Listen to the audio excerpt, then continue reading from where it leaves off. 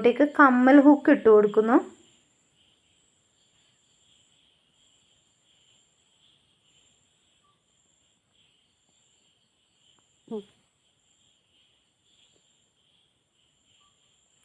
ഇനി ഇതിലോട്ടേക്ക് നമുക്ക് കമ്മൽ ഹുക്കും കൂടി ഇട്ട് കൊടുക്കാം. കമ്മൽ ഹുക്ക് ഇതേപോലെ ഗോൾഡ് കളറാണെങ്കിൽ ഗോൾഡ് കളർ യൂസ് ചെയ്യുക, കുഴപ്പമൊന്നുമില്ല. പക്ഷേ ഇനിയിപ്പോൾ നമ്മളിത് സിൽവറല്ലേ ചെയ്തത്, സിൽവർ തന്നെ വേണമെന്നാണെങ്കിൽ ആ ഐപ്പിനെ ഒന്ന് വളച്ചെടുത്താൽ മതി. അപ്പോൾ സിൽവർ കളറ് നമുക്ക് കമ്മൽ ഹുക്ക് കിട്ടും.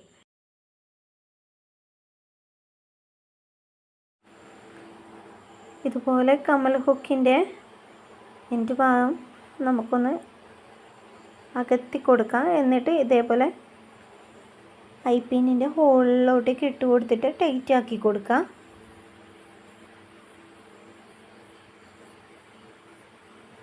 ഞാൻ നേരത്തെ പറഞ്ഞ പോലെ തന്നെ ഈ ലോക്കറ്റ് ചെയ്യുകയാണെങ്കിൽ മാലയിലോട്ടേക്ക് ഒന്നും കൂടി നല്ലതായിരിക്കും. നമ്മൾ മറ്റേ ലോക്കറ്റിനെക്കാട്ടി നല്ലത്, കാണാൻ ഭംഗിയുണ്ടാവുക ഈ ലോക്കറ്റാണ്.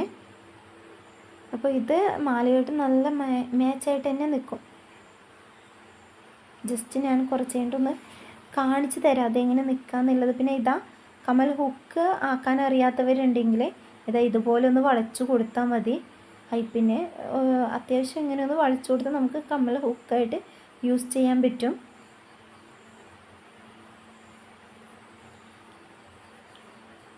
ഇതാ ഇത് ഈ മാലക്ക് മറ്റേ ലോക്കറ്റ് വെച്ചിട്ടൊന്ന് ജസ്റ്റ് ഒന്ന് കാണിച്ചു തരാം.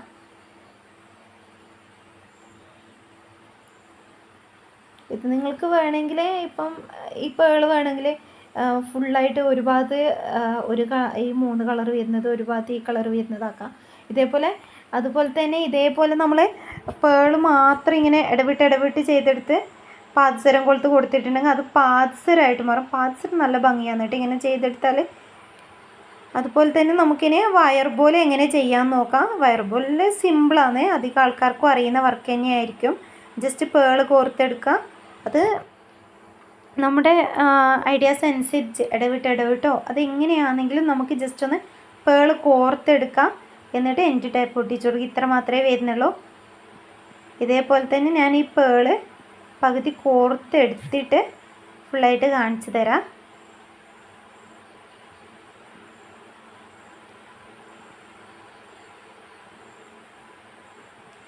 ഇതിപ്പോൾ ഇത്രയും കോർത്തെടുത്തിട്ടുണ്ട്.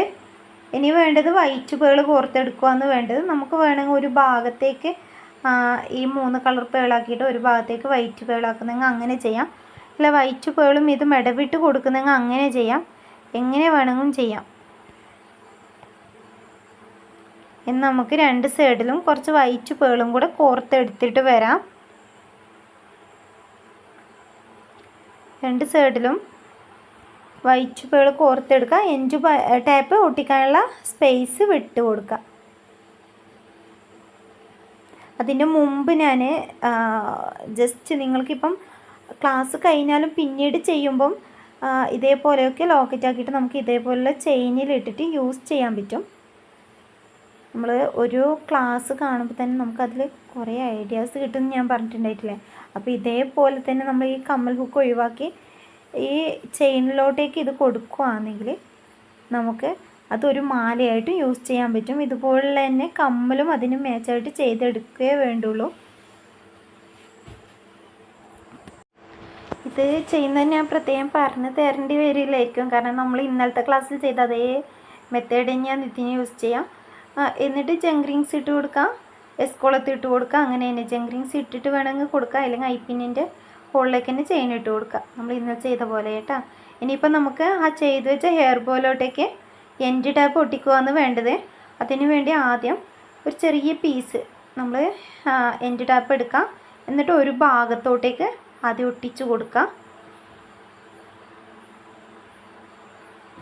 അതിൻ്റെ ഈ ബ്ലാക്ക് ഭാഗമാണ് കേട്ടോ ഒട്ടിക്കുക. ബ്ലാക്കിനായിരിക്കും പശ ഉണ്ടാവുക. ആദ്യമായിട്ടൊക്കെ യൂസ് ചെയ്യുന്നവർക്കാണെങ്കിൽ ചിലപ്പോൾ ഇത് എങ്ങനെയാണെന്ന് ഒരു കൺഫ്യൂഷൻ വരണ്ടല്ലോ. അപ്പോൾ ഈ ബ്ലാക്കിനാണ് പശ ഉണ്ടാവുക. ഈ ഭാഗമാണ് ഒട്ടിച്ച് കൊടുക്കേണ്ടത്. ഇതൊന്ന് റൗണ്ടിൽ ഒട്ടിച്ച് കൊടുക്കുകയാണ് ചെയ്യുന്നത്.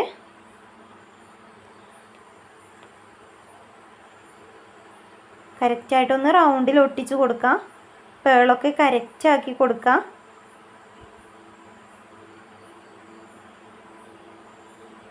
ഇതേപോലെ പേളാക്കിയെടുത്ത ശേഷം നമ്മളതിൻ്റെ ഓപ്പോസിറ്റുള്ള ഭാഗത്ത് എത്രയാണ് ഉള്ളത് നോക്കാം. എന്നിട്ട് ഒരു എൻഡ് ടൈപ്പിൻ്റെ ഗ്യാപ്പ് വിട്ടിട്ട് ബാക്കിയുള്ള ഭാഗത്തും കൂടെ ഒന്ന് പേള് കോർത്തെടുക്കാം.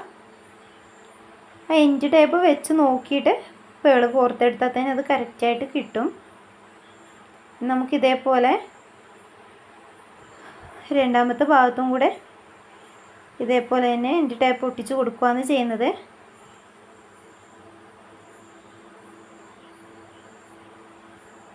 ഒന്ന് റൗണ്ടിലൊന്ന് ചുറ്റിയെടുക്കാം.